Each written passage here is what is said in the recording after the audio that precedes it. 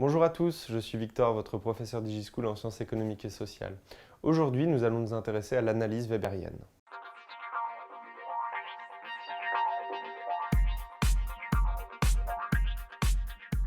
Donc, l'analyse weberienne, l'homme multidimensionnel. Vous avez déjà peut-être pu voir en cours ou à travers nos différentes vidéos l'existence de l'analyse de la société à travers l'analyse marxiste. Donc là, on est plutôt dans un rapport très déterministe, d'après Marx. Vous naissez dans une famille ouvrière, vous appartenez à la classe ouvrière et vous finissez plus ou moins à partager les différentes normes et valeurs propres à votre classe. Vers le 19e, début 20e, on va retrouver un auteur qui s'appelle Max Weber et qui lui va appartenir à un courant qu'on va appeler en sociologie le courant de l'individualisme méthodologique. C'est-à-dire que finalement, toute la part déterministe qu'il peut y avoir dans la sociologie, Weber il va la dépasser un peu en disant quand même que les individus conservent une certaine forme de libre arbitre, une certaine volonté propre dans leurs actions. Alors, c'est-à-dire que du coup, on pourrait s'intéresser à travers l'analyse de Weber à savoir si un individu appartient-il à une classe. Alors pour ça, il faut qu'on retrouve nos idées suivantes. Vous avez pu voir du coup en classe ce qu'on appelle les groupes de statut. Les groupes de statut, du coup, c'est ce qui va un peu remplacer la classe dans l'idée de Weber, c'est-à-dire qu'un individu, finalement, il est multidimensionnel, c'est-à-dire qu'il appartient à différentes strates, différentes sphères dans sa société. Autrement dit, il appartient à trois ordres. Alors il y aurait trois ordres du coup qui formeraient un petit peu l'identité d'un individu. Il y aurait ce qu'on appelle l'ordre économique, l'ordre politique et l'ordre social. Et en fait, tout ce que l'individu rechercherait en priorité, selon Weber, d'une certaine manière, je le fais très schématiquement, mais ce qui motiverait les choix de l'individu, ça serait la recherche du prestige social.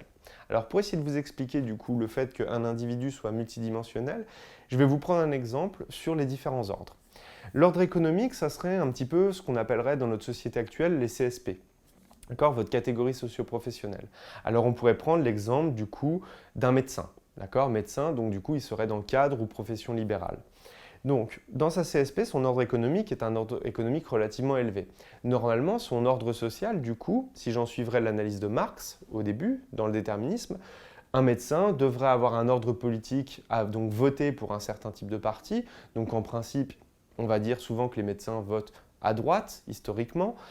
Et peut-être, du coup, après, si j'en suis encore la logique schématique, l'ordre social, eh bien, si vous habitez sur Paris ou sur Lyon, dans des grandes villes avec des arrondissements, vous pouvez considérer que, du coup, il habiterait dans des arrondissements plus ou moins aisés. D'accord ? Par exemple, donc moi j'habite dans la ville de Lyon, il y a 2 ou 3 gros arrondissements qui sont historiquement plutôt pour des populations avec des revenus très élevés. On va être du coup dans la partie vers Bellecour, la partie du 6e arrondissement et après les hauteurs de Lyon avec ce qu'on va appeler les Monts d'Or. Donc normalement, d'après Marx, si vous êtes médecin, vous pourriez appartenir à ces trois ordres-là. Vos trois ordres seraient en concordance les uns avec les autres. Et bien il se trouve que pour Weber, ça peut être totalement différent. Vous pouvez être un médecin, voter Europe Écologie Les Verts, ou alors voter extrême gauche par exemple, je sais pas, front de gauche, et derrière vous pouvez aussi choisir d'habiter dans le 4e à Croix-Rousse. C'est parfaitement possible. Qui sont normalement des quartiers qui ne correspondraient pas avec l'ordre économique. Donc vous voyez que l'ordre social serait différent de l'ordre économique. Au même titre que vous pouvez être ouvrier, vouloir habiter, par exemple, habiter dans le 2e arrondissement de Lyon, qui est un quartier relativement riche, et derrière, vous pouvez choisir de voter Front National, qui normalement, du coup, était plutôt un parti qui regroupait des artisans. Voilà, ou des agriculteurs, des fois. Encore une fois, tous les agriculteurs ou tous les artisans ne votent pas FN, loin de là. C'est juste des tendances. En sociologie, vous vous intéresserez toujours aux tendances. Et en fait, ce qui va se passer, d'après Weber, c'est que l'individu recherche avant tout à élever sa position dans le prestige social.